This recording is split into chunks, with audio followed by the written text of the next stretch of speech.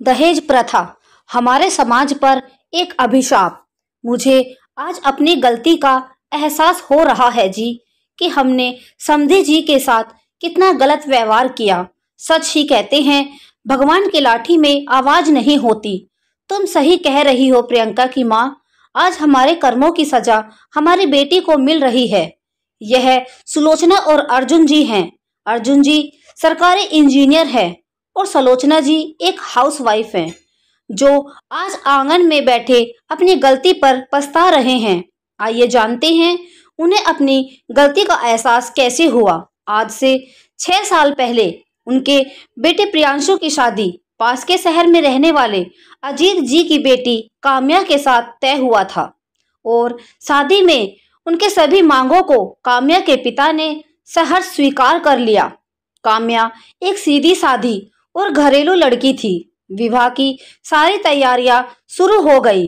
कपड़े गहने सभी खरीदे जाने लगे। तभी अर्जुन जी ने अपने रिश्तेदारों की बातों में आकर विवाह मैरिज हॉल की जगह 5 स्टार होटल में करने की शर्त रखी और कहा कि अगर आपने यह व्यवस्था नहीं की तो यह शादी नहीं हो सकती।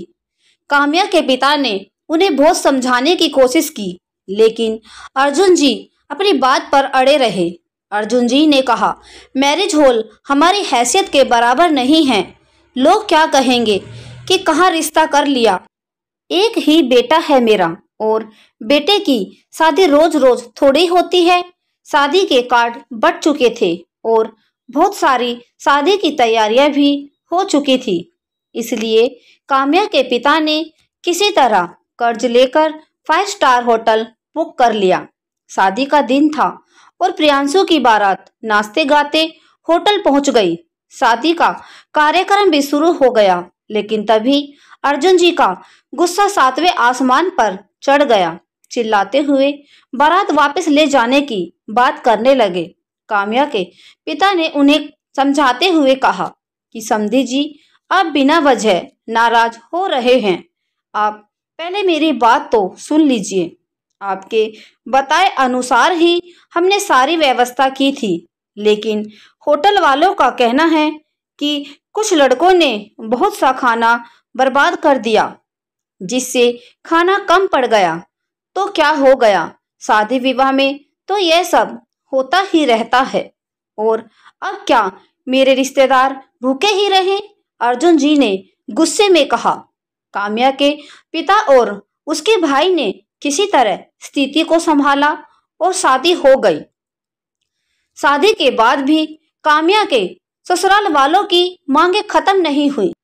काम्या ने इस बारे में जब अपने पति प्रियांशु से बात की तो उसने कहा, मैं इस सब के बीच में नहीं पड़ना चाहता। दहेज की इस लेन देन ने एक बेटी को उसके माता पिता भाई बहन के प्यार से जरूर दूर कर दिया था। काम्या शादी के बाद कभी अपने मायके ना जा सकी। जब भी उसके मायके जाने की बात करने के लिए काम्या के पिता आते तो उन्हें कोई ना कोई बहाना बनाकर लौटा दिया जाता या कोई नई डिमांड बता देते। काम्या की ननद की शादी में भी अजीत जी को ढेरों सामान की लिस्ट पकड़ा दी गई, यह कहकर कि समधी हैं, इतना तो करना ही चाहिए। काम्या के पिता भी बेटी के प्यार और उसका घर बसा रहे इस मोह में सब करते जा रहे थे। काम्या के ननद के विवाह में 2 दिन पहले ही अजीत जी सारा सामान लेकर काम्या के ससुराल पहुंच गए। सामान को देखकर काम्या की सास बोली, ठीक है, हमें क्या पता था कि आपकी पसंद ऐसी ही है, नहीं तो हम लोग खुद ही पसंद कर लेते। न साड़ियों का रंग अच्छा है, न गहनों के डिजाइन, और गहने भी कितने हल्के हैं। बेटी के लिए तो कभी आप दिल खोलकर खर्चा ही नहीं करते। हमारा क्या, लोग तो यही कहेंगे कि कैसे पिता हैं। बेटी के सम्मान और समाज के मान मर्यादा की भी चिंता नहीं है। काम्या के पिता कुछ बोल ही ना सके, चुपचाप सिर नीचे किए बैठे रहे। लेकिन आज सारे रिश्तेदारों के सामने अपने पिता की बेइज्जती काम्या बर्दाश्त नहीं कर पाई और बोली, मम्मी जी, समाज की मान मर्यादा की चिंता क्या, सिर्फ मेरे पिताजी को या मेरे मायके वालों को होना चाहिए? आप लोगों की इस बात की कोई चिंता नहीं होनी चाहिए? सारे रिश्तेदारों के सामने आपने तो कहा कि यह अच्छा नहीं, वह अच्छा नहीं, यह नहीं लाए, वह नहीं लाए, लेकिन क्या पिताजी से एक बार भी उनका हाल समाचार पूछा है? किसी ने भी उनसे चाय नाश्ते के लिए भी नहीं पूछा, क्योंकि आप लोग मेरे पिताजी को अपना समधी नहीं, नौकर समझते हैं। और मुझे तो इस घर में एक काम वाली बाई से भी कम समझा जाता है। जब जिसके मन में आए मुंह उठाकर कुछ भी कह देता है।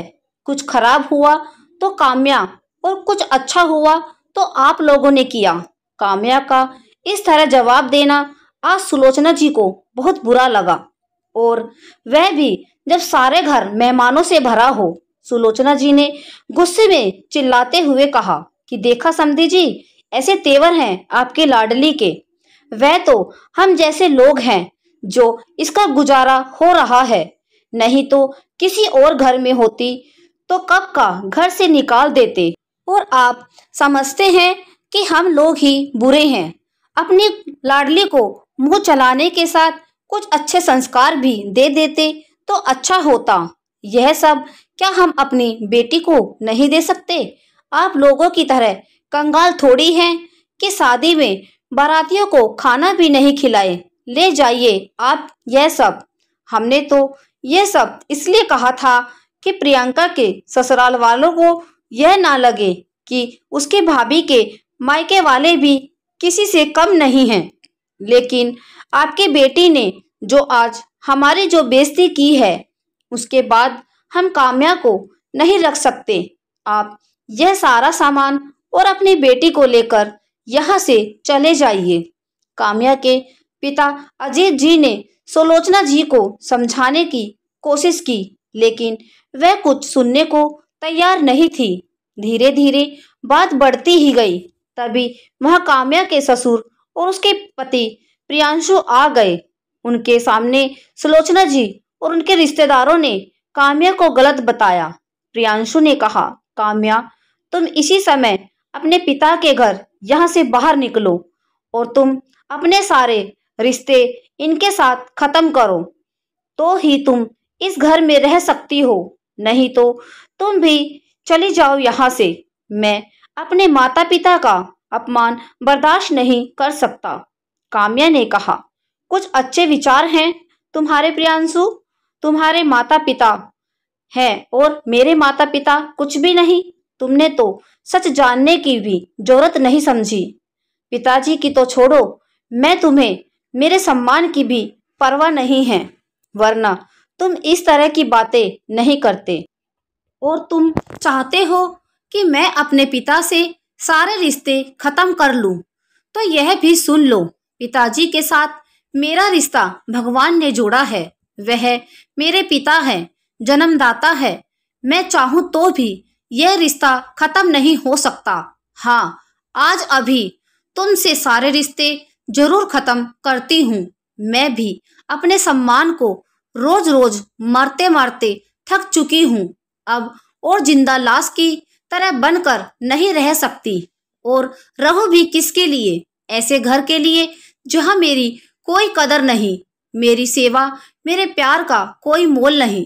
सिर्फ तुम्हारे घर वालों की सेवा करती रहूं और तुम्हें बिस्तर का सुख देती रहूं। क्या मेरा सिर्फ इतना ही वजूद है तुम्हारी नजरों में? तो मैं आज ही इसे भी खत्म करती हूँ।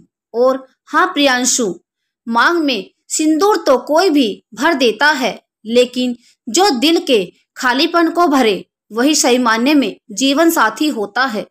काम्या के पिता ने सबको बहुत समझाने की कोशिश की, लेकिन कोई समझने को तैयार नहीं था।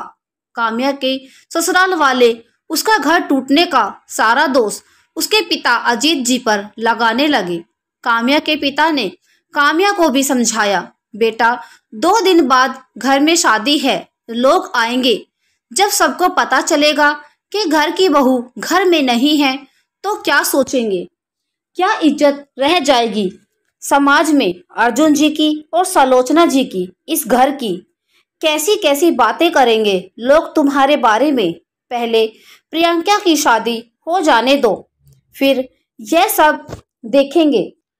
मेरा क्या है बेटा, तुम्हारा घर बसा रहे, इसलिए तो यह सब सहता आया हूँ। तुमसे प्यारा मुझे अपना सम्मान थोड़े ही है। अपने पिता की बातें सुनकर काम्या की आंखों में आंसू नहीं रुके, लेकिन आज उसने अपने पिता की और अपने सम्मान से कोई समझौता नहीं करने का सोच लिया था। काम्या अपने 3 साल के छोटे बच्चे को और अपने पिता का हाथ पकड़कर उस घर को छोड़कर चली गई। काम्या के जाते ही लोग उसके बारे में उल्टी सीधी बातें बनाने लगे। प्रियांशु और उसके माता पिता सहानुभूति के पात्र बन गए, लेकिन समय सबके साथ न्याय अवश्य करता है। जो तकलीफ काम्या और उसके मायके वालों ने सहा, आज उसी का जवाब समय ने दिया। प्रियंका की बारात दहेज को लेकर हुई बहस की वजह से वापस चली गई। यह कहना उचित तो नहीं होगा कि जैसी करनी वैसी भरनी, क्योंकि एक और बेटी का घर इस दहेज के दानव ने निगल लिया। एक और परिवार का सम्मान बिखर गया। ऐसे ही न जाने कितने घर इस दहेज के दानव ने निगल लिए, कितनी जिंदगियां बर्बाद कर दी और कितनों को जिंदा जला दिया। कब तक और क्यों हम इस दानव को पालते रहेंगे? बेटा हो या बेटी, क्या वह अपनी मेहनत से अपने लिए रोटी नहीं कमा सकते? हम यह क्यों भूल जाते हैं कि पैसा चाहे जितना भी किसी के पास क्यों न हो, खाता वह भी रोटी है, पैसा नहीं खा लेता। हाँ, खाने के तरीके आवश्यक बदल सकता है।